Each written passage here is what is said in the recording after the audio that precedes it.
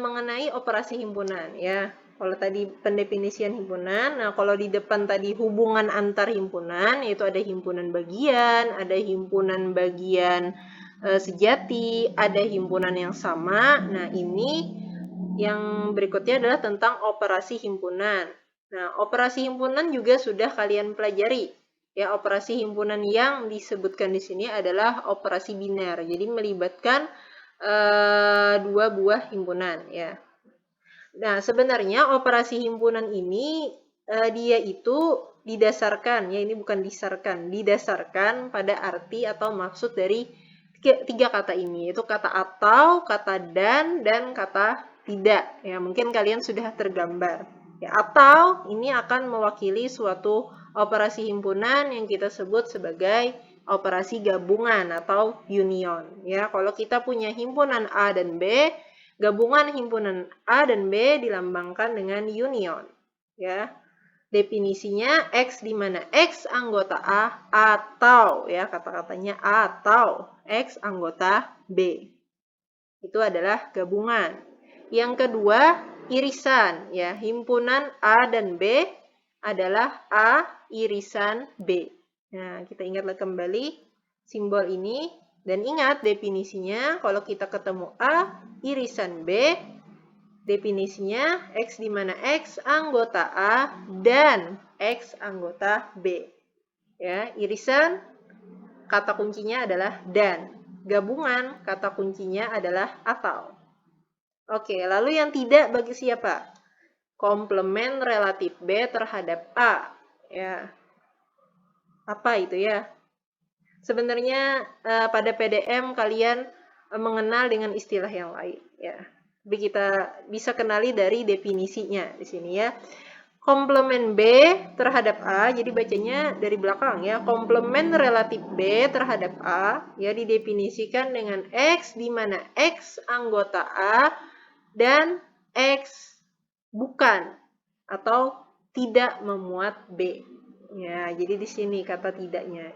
Dia dihubungkan dengan dan, tapi yang keduanya dia tidak. Jadi komplement relatif B terhadap A didefinisikan dengan X di mana X anggota A dan X bukan anggota B. Nah, komplement relatif B terhadap A ini pada PDM atau biasanya pada buku sekolah juga disebut sebagai operasi selisih dan bisa juga dilambangkan seperti ini ya, menggunakan tanda minus ya, pengurangan. Jadi bisa dibaca A selisih B. Jadi nanti kalau Ibu ada menjelaskan ya ini selisih berarti kita menuliskannya seperti ini ya. Atau komplement relatif B ya, seperti ini ya. Jadi tidak masalah kalian mau membacanya komplement relatif B terhadap A atau bisa membaca dengan A selisih B. Nah, gitu ya, A selisih B.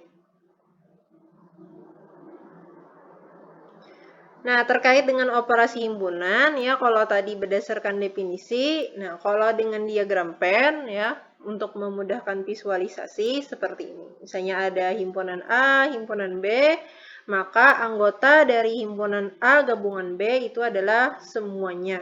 Ya, jadinya diarsir semua.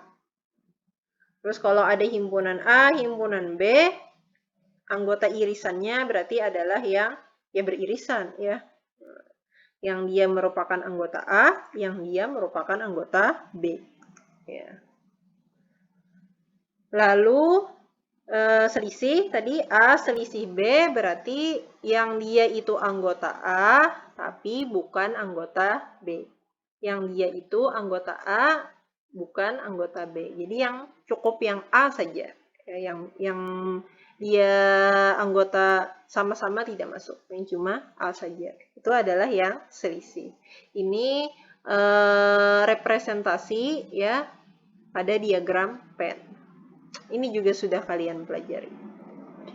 Oke, terkait dengan operasi himpunan, ini sedikit latihan saja. Misalnya ada himpunan 1, 2, 3, 5, himpunan B 2, 5, 6, 8, ya, A gabungan B berarti tinggal digabungkan saja ya semua anggotanya. cukup tulis 1 kali ya. Lalu A irisan B 2 dan 5 ya, karena sama-sama. Lalu A selisih B anggota yang hanya dimiliki A. Oh, berarti apa A selisih B harusnya? 1, 2, salah ya, harusnya A selisih B itu adalah yang hanya anggota A, berarti 1 dan 3 ya, ini harusnya 1 dan 3. Oke, itu ya A selisih B. Kemudian, istilah lain himpunan kosong ya, kalian sudah tahu himpunan kosong adalah himpunan yang tidak memiliki anggota dan dia dilambangkan dengan lambang ini ya, 0 coret, itu tanda dari himpunan kosong.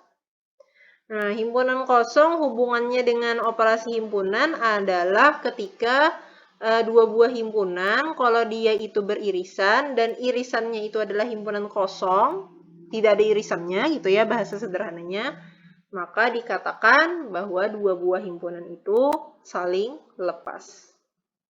Oke, ini juga sudah kalian pelajari ya, dan ibu yakin kalian ingat. Lalu yang berikutnya adalah, hukum De Morgan. Ya, setelah tadi kita membahas tentang himpunan, definisi-definisi, masuklah kita ke dalam teorema ya, yang berhubungan dengan himpunan, khususnya berhubungan dengan 3 buah himpunan. Nah, hukum De Morgan sendiri pasti kalian masih ingat ya, harus ingat karena hukum De Morgan ini akan banyak dipakai dalam pembuktian teorema-teorema. Nah, teorema pertama yang akan kita buktikan pada pertemuan ini adalah teorema hukum De Morgan untuk 3 himpunan, di mana melibatkan operasi selisih, operasi gabungan, dan juga operasi irisan pada himpunan. Oke, kita lanjut di video berikutnya.